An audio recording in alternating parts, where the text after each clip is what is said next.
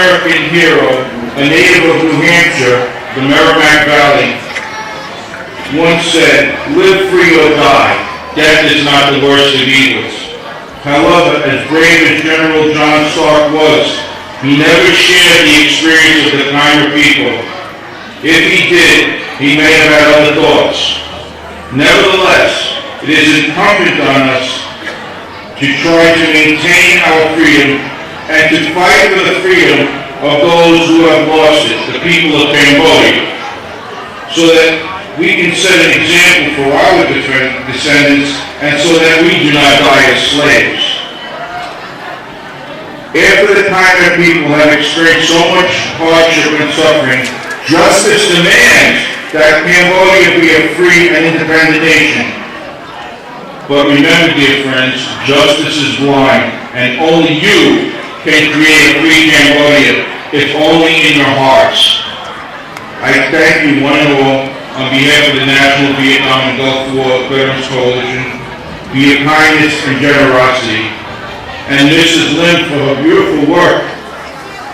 It is a privilege to have been able to join you and to participate in this great and momentous event, the inauguration of the United Khom Interim Government. I salute you as a fine and courageous people, and may the Almighty guide your efforts and keep you safe. Thank you.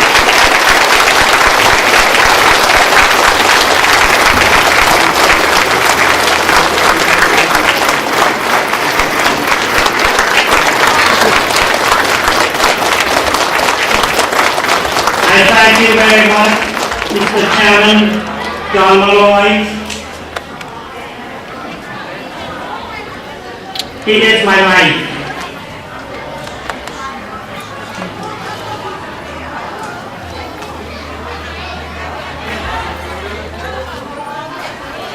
It is my great pleasure to introduce to you the next person.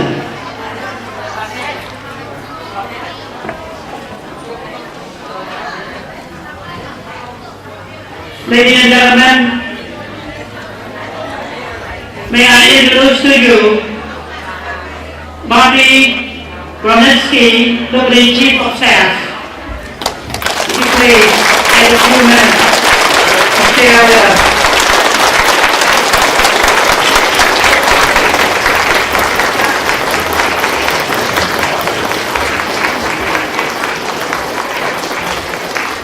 Thank you very much. There's not a lot more I can say beyond what's already been said to these great gentlemen today, except that it's your voice that they need to hear. It's the people of Cambodia that need to speak. And I look forward to hearing what you all have to say. I'm very humbled to be here today. Thank you very much.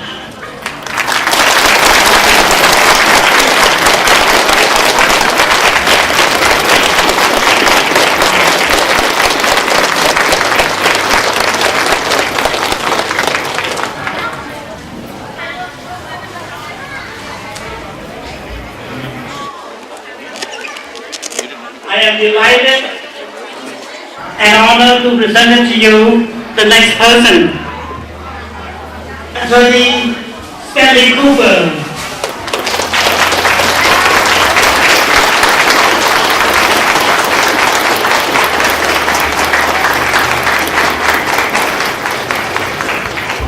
Thank you very much for having me this morning. It's a great honor and a privilege to be here. And listening to the prior speakers, my eyes and ears have been open to the struggles of the people of Cambodia. You know, I consider myself to be a well-educated American, and consider myself someone who listens to the news and is, what I think, fairly well informed. And I'm afraid to admit to you today that without hearing the prior speakers, I was unaware of the struggles of the Cambodian people for freedom. I was unaware that the Vietnamese had taken over your country the way they had, and I was unaware that our government was doing nothing to alleviate the situation. And The only thing I can say is that you've got to spread the message, you've got to go public, you've got to educate people. People here are extremely sympathetic to the struggles of oppressed people, and I'm thankful that I had the opportunity to be here this morning and hear about the struggles of the Cambodian people. And I wish you all the best to free your country. Thank you very much.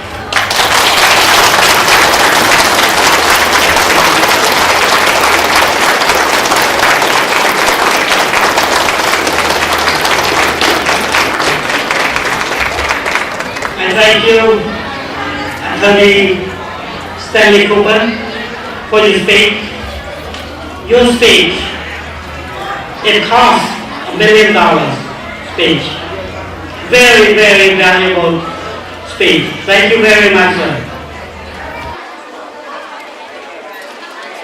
I'm very delighted and honored and have the opportunity to meet a new candidate who run in this state, for the congressional of the state of Massachusetts, I believe, whose name is John Golden. Is he? Okay. Ladies and gentlemen, now I found him. Ladies and gentlemen, may I introduce to you the candidate running for the congressional state of Massachusetts, John Golden. Welcome.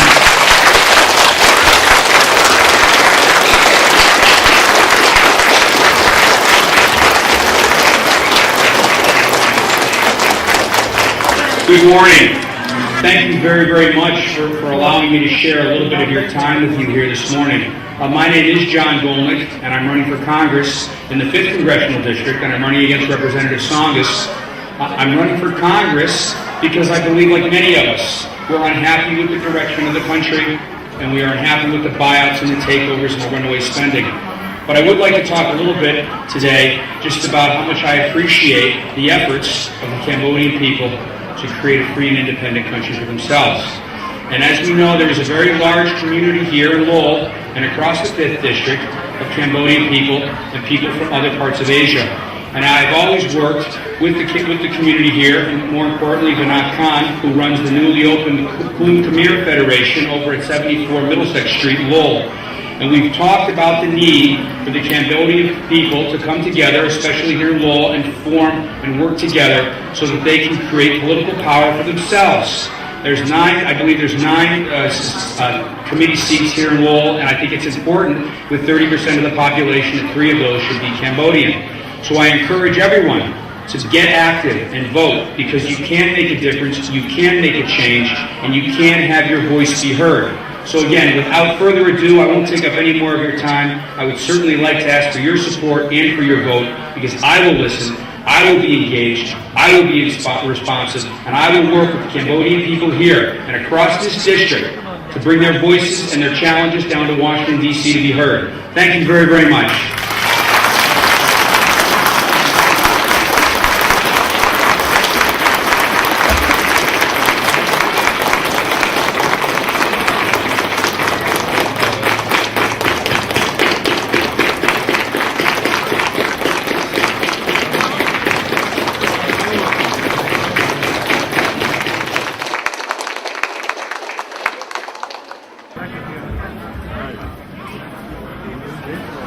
Excellencies, ladies and gentlemen, the next person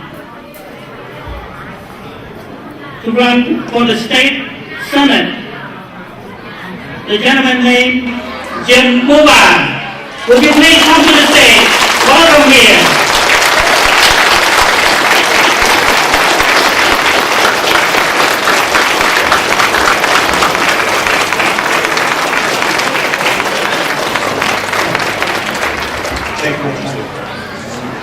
I want to thank His Excellencies, Mr. Belcher, the representative from the state of New Hampshire, the monks,